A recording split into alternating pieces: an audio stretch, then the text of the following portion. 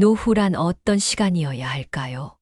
마당에 햇살이 들고 찻잔에서 김이 오르고 오랜 친구와 느긋한 대화를 나누는 그런 시간이어야 하지 않을까요? 젊은 날에는 자식 키우느라, 직장 생활하느라 고생을 고생이란 이름조차 붙이지 못하고 살아왔습니다. 그래서 우리는 기대했습니다. 이제는 좀 쉬어도 되겠지. 이제는 누군가에게 기대도 되고, 때론 누군가가 나를 지켜주는 시간이 되겠지.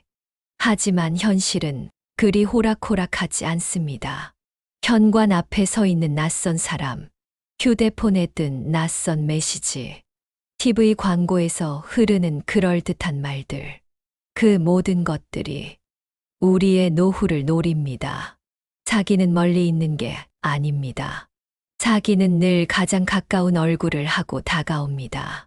공짜를 가장한 도움, 가족을 흉내낸 메시지, 법의 이름을 도용한 위협, 믿음을 흉내낸 위선. 오늘 우리는 노후를 무너뜨리는 그 7가지 얼굴을 마주하게 됩니다. 이 이야기는 단지 누군가의 이야기가 아닙니다. 이건 바로 우리 모두의 이야기입니다. 자, 그럼 지금부터 우리가 속을 수 있었던 순간들을 우리가 지켜야 할 시간으로 바꾸는 여행을 시작해 볼까요? 그날도 허리가 쑤셨습니다. 아침에 일어났을 때부터 몸이 뻐근했고 날씨 탓인지 무릎도 시큰거렸습니다.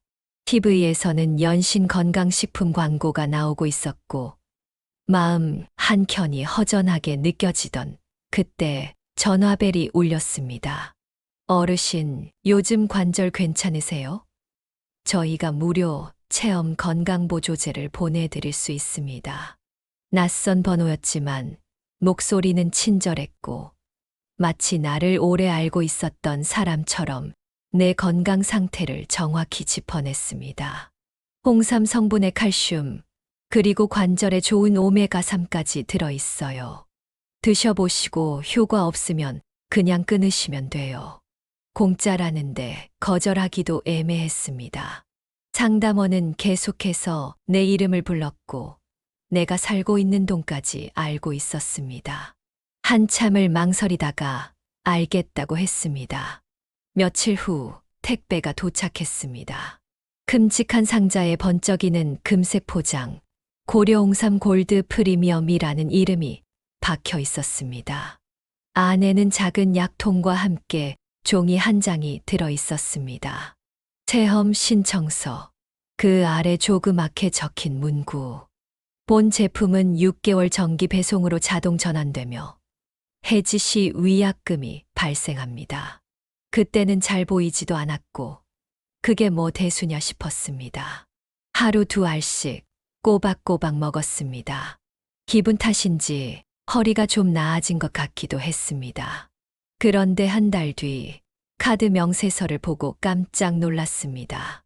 39,800원 자동 결제. 이게 뭐지? 고객센터에 전화했지만 지금은 통화량이 많아 연결이 어렵다는 안내만 반복됐습니다. 그 후에도 계속해서 같은 제품이 택배로 도착했고 카드에서 돈이 빠져나갔습니다. 결국 딸에게 말했습니다. 엄마, 이거 사기야. 딸은 단호하게 말했고 인터넷 검색을 해보니 같은 제품에 당한 피해자들이 수백 명 있었습니다. 한 사람은 1년 동안 50만 원 넘게 날렸고 또 다른 사람은 제품을 먹고 위장 장애가 생겼다고 했습니다. 나는 건강을 바랐습니다. 통증 없는 하루, 잘 걸을 수 있는 다리. 그 바람은 누군가에겐 돈이었고 그들은 그 바람을 이용했습니다. 건강은 숫자로 환산되지 않습니다. 하지만 건강을 잃어본 사람은 압니다. 통증이 찾아오는 밤, 뻣뻣한 무릎으로 일어나는 아침, 그리고 그 빈틈을 노리는 목소리들이 있습니다. 그들은 무료라는 단어로 다가옵니다. 하지만 그 끝에는 항상 조건이 붙어 있습니다. 무조건적인 건 없습니다. 특히 당신의 건강을 이용하는 거래에는 더더욱요. 다음 이야기는 이자와 수익이라는 이름을 가진 유혹입니다. 요즘 은행 이자가 얼마죠? 1%도 안 되죠. 도서관 당당한 60여 명의 노인들이 조용히 강사의 말을 듣고 있었습니다. 그는 깔끔한 정장을 입고 또박또박 자신 있게 말했습니다. 하지만 저희는 월 1.5%, 연 18%의 수익을 드립니다. 그것도 원금 보장입니다. 사람들이 웅성였습니다. 내 옆에 앉은 박 여사님이 조용히 속삭였습니다. 이분 TV에도 나왔다더라고. 지난번에 동네 회관에서도 강연했대. 처음엔 의심도 들었습니다.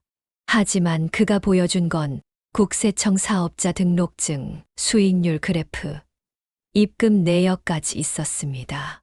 말투는 확신에 차 있었고 중간중간 농담도 섞어가며 사람들의 경계를 무너뜨렸습니다.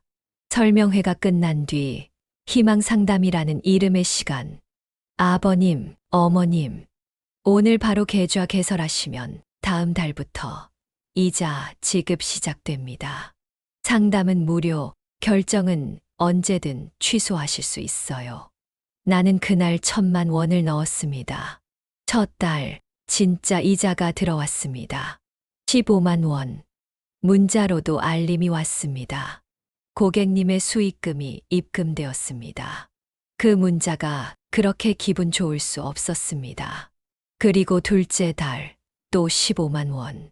셋째 달 아무 연락이 없었습니다. 이상해서 전화를 걸었습니다. 고객님, 지금 통화량이 많아.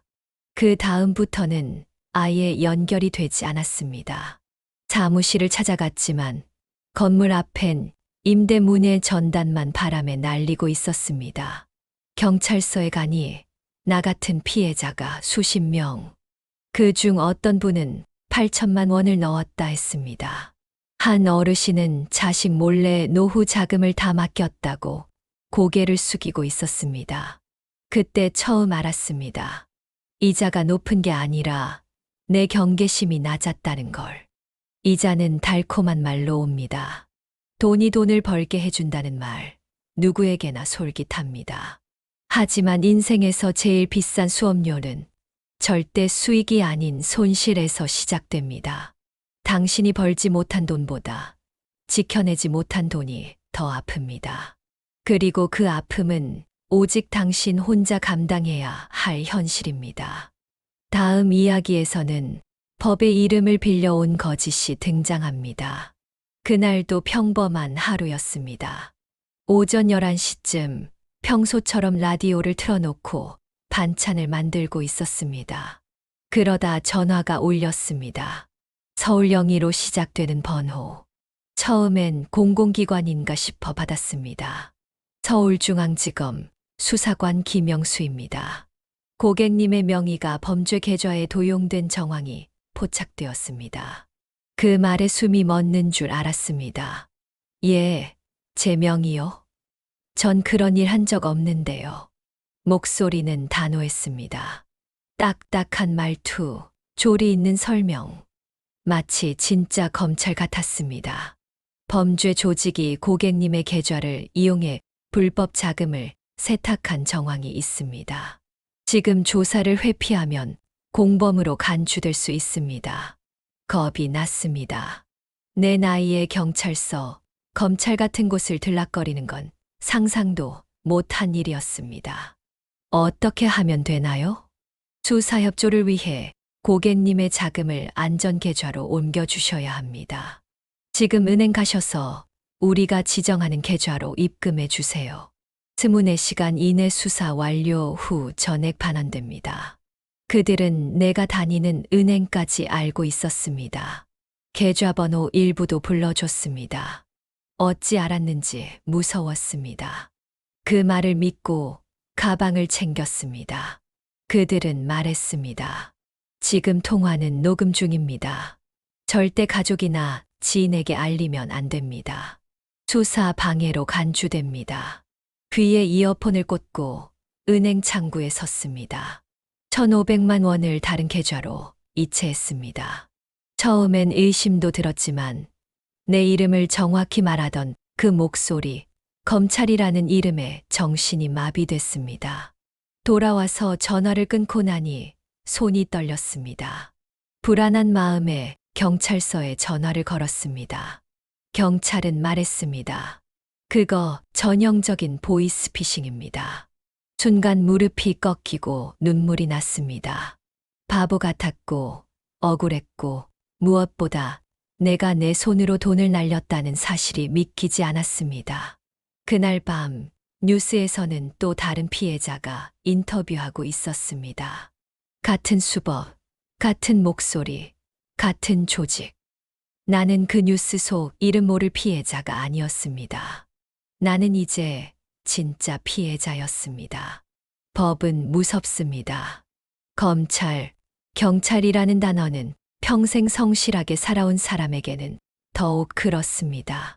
그 두 글자는 사람의 이성을 멈추게 만들고 판단을 흐리게 합니다. 그들은 그 심리를 압니다. 그래서 검사가 되고 수사관이 되고 법이 됩니다. 하지만 그 말의 진짜 목적은 단 하나. 당신의 돈, 그리고 당신의 신뢰. 다음 이야기는 그 신뢰의 또 다른 이름 가족을 흉내낸 사기입니다. 엄마, 나 폰 고장났어. 지금은 카톡밖에 안 돼. 문자 하나가 도착했습니다. 익숙한 프로필 사진, 익숙한 말투. 그 어떤 의심도 들지 않았습니다. 엄마, 급해서 그런데 300만 원만 먼저 보내줘. 병원비인데 지금 바로 입금 안 하면 안 돼.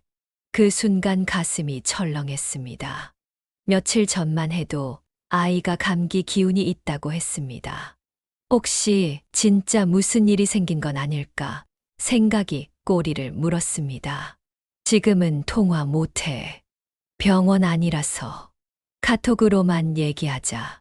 그래, 병원이라 통화가 안 될 수도 있지. 그렇게 스스로를 설득하며 스마트폰을 열어 계좌이체를 시작했습니다. 그때 누군가가 옆에서 물었습니다.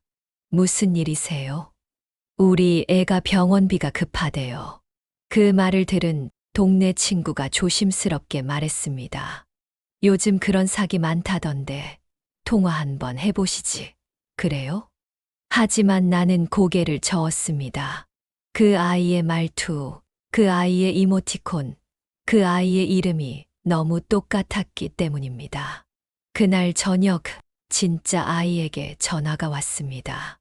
엄마, 오늘 뭐 했어? 그 한마디에 나는 모든 걸 깨달았습니다. 손에 들고 있던 폰이 툭 하고 바닥에 떨어졌고 말문이 막혔습니다. 너 병원 간 거 아니었어? 무슨 병원이야? 나 오늘 하루 종일 회사에 있었어. 그 순간 눈물이 터졌습니다. 바보 같은 내가 미웠고, 저 멀리서 웃고 있을 누군가가 억울했고, 무엇보다 아이에게 이 사실을 말해야 한다는 게 창피했습니다. 내가 키운 아이의 얼굴을, 목소리를, 말투를 훔쳐. 그들은 나의 모정을 훔쳤습니다. 사기꾼들은 우리가 사랑하는 사람의 얼굴을 흉내냅니다. 자식이라는 이름은 모든 의심을 무너뜨리는 열쇠가 됩니다. 그리고 우리는 그 열쇠를 스스로 내어줍니다. 진짜보다 더 진짜 같은 말투, 더 다정한 표현, 더 절박한 사정. 그 모든 것들이 결국 한 사람의 모정과 한 사람의 지갑을 동시에 겨냥하고 있습니다. 다음 이야기는 문을 열어준 순간 시작됩니다. 그 문은 현관문일 수도 있고 우리의 신뢰일 수도 있습니다. 보일러 점검 나왔습니다. 현관 초인종이 울렸습니다. 날이 갑자기 추워진 11월, 보일러가 신경 쓰이던 참이었습니다. 문을 열어보니 모자를 눌러 쓴 중년 남성이 조끼를 입고 서 있었습니다. 지금 구청에서 위탁받아 돌아다니는 업체입니다. 노후된 배관 점검 무료로 해드리고 있어요. 구청이라는 말에 안심이 됐습니다. 명찰도 달고 있었고 체크리스트에 뭔가를 적고 있었습니다. 욕실 쪽만 잠깐 보면 됩니다. 망설였지만 집에 혼자 있었고 특별히 이상한 기색은 느껴지지 않았기에 문을 열었습니다. 그는 곧장 욕실로 향했고 손전등을 비추며 뭔가를 살피는 척했습니다. 호스 상태가 안 좋네요. 이거 터지면 큰일 납니다. 바로 교체하시죠. 오래 안 걸려요. 불안한 마음에 알겠다고 했습니다. 15분쯤 후 그는 도구 가방을 정리하며 말했습니다. 총 28만 원입니다. 현금이시면 바로 받고 카드도 가능합니다. 그제야 의심이 들었습니다. 너무 빨랐고 너무 단순했습니다. 수리를 한 흔적도 없이 가격만 말하는 모습이 이상했습니다. 아, 현금은 없고 카드로 하죠. 그는 휴대폰 카드 단말기를 꺼내 들었습니다. 액정이 깨져 있었고 영수증은 출력되지 않았습니다. 요즘은 다 모바일로 하니까요. 결제를 마치고 나니 허탈했습니다. 수리를 받은 건지도 무엇이 바뀌었는지도 모르겠는데 돈은 나갔습니다. 며칠 후 보일러에서 물이 새기 시작했습니다. AS 센터에 전화해서 기술자를 불렀습니다. 그는 배관을 보며 말했습니다. 이거 손 안 댄 상태예요. 호스도 오래되지 않았고요. 그 말을 듣고 나는 멍해졌습니다. 문을 열어준 내 손이 원망스러웠고 다시 그날의 장면이 떠올랐습니다. 그의 얼굴, 말투, 도구, 가방, 전부. 나는 친절을 가장한 도둑에게 집을 열어준 것이었습니다. 문은 단순한 출입구가 아닙니다. 그건 신뢰의 상징입니다. 그 문을 열기까지 우리는 많은 기준을 세웁니다. 누군지, 왜 왔는지, 어떻게 말하는지. 하지만 어느 날은 그 문을 그냥 열어버리게 됩니다. 외로워서, 궁금해서, 그냥 너무 피곤해서. 그리고 그 틈을 사기꾼은 정확히 노립니다. 다음 이야기는 보이지 않는 문, 휴대폰 속으로 스며드는 사기입니다. 65세 이상 고령자 대상 1인당 100만 원 지급. 지금 신청하세요. 그 문자는 점심 무렵 도착했습니다. 쌀밥 한 숟갈 떠 넣고 있던 나는 순간 젓가락을 멈췄습니다. 노란 배경에 파란 글씨, 정부 로고도 박혀 있었습니다. 밑에는 보건복지부 인증 안내라는 말도 있었습니다. 너무 그럴듯했습니다. 요즘 나라에서 노인한테 돈 준다더니 진짜네. 누구에게도 말하지 않고 나는 링크를 눌렀습니다. 사이트가 열렸고 첫 화면에 간편 신청 이름, 주민번호, 계좌번호 입력이라고 적혀 있었습니다. 나는 평소보다 손이 빨랐습니다. 마우스를 잡고 이름을 적고 주민번호를 넣고 통장번호를 입력했습니다. 그리고 신청하기를 눌렀습니다.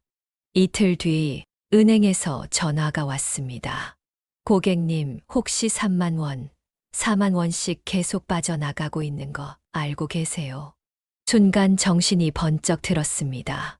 거래 내역을 보니 모르는 이름으로 매일 혹은 격일로 돈이 빠져나가고 있었습니다. 금액은 작았지만 횟수가 많았습니다. 은행에 방문했지만 직원은 말했습니다. 이미 정보가 유출돼서 각종 사이트에 등록된 것 같아요. 바로 새 통장 만드셔야 해요. 당황한 나는 경찰서도 갔습니다. 하지만 그곳에서 받은 말은 더 충격적이었습니다. 이건 보이스피싱보다 더 치밀한 사기입니다. 피해자들 대부분 60세 이상이세요. 문자 디자인, 로고, 인증 마크까지 다 위조예요. 나는 아무 말도 하지 못했습니다. 소리 없이 스며든 피해. 돈은 물론이고 내 개인정보가 수십 개의 낯선 곳으로 흘러들어갔다는 사실이 끔찍했습니다. 그날 이후로 휴대폰이 울릴 때마다 심장이 철렁거렸습니다. 정부의 이름은 믿음입니다.